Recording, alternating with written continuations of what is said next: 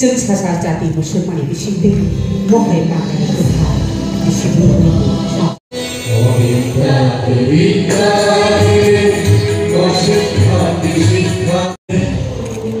আমাদের সম্মানিত অতিথিরা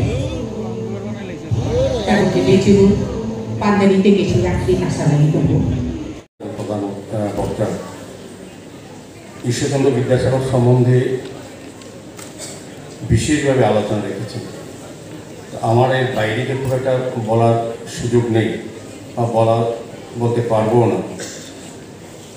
তো আমি বলবো যে 205 বছর জন্মজয়ন্তী পালন করা হচ্ছে, তার উদ্দেশ্য এবং কি কারণ এতদিন পরেও আমাদের সরকার, আমাদের দপ্তর দেড়ব্যাপী এই প্রোগ্রামটা করা হচ্ছে বিভিন্ন জায়গায় এবং বিদ্যালয়, মহাবিদ্যালয়, বিশ্ববিদ্যালয় ভিত্তিক।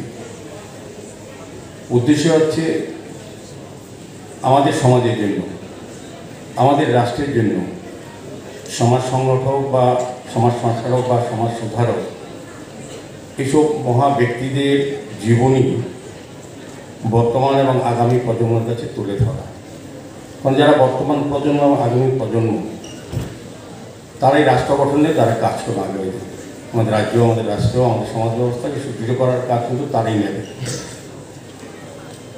কাজে তাদের কাছে আমাদের এই মহান পুরুষদের বা মহান ব্যক্তিদের এই রাষ্ট্রে বা সমাজে তাদের চিন্তা ভাবনা, তাদের সৃষ্টি, সাহিত্য তুলে ধরা।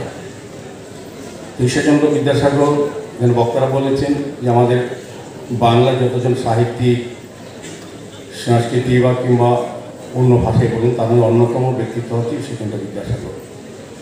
শিক্ষা প্রসারে যার অগ্রণী ভূমিকা ছিল তৎকালীন সময়ের থেকে।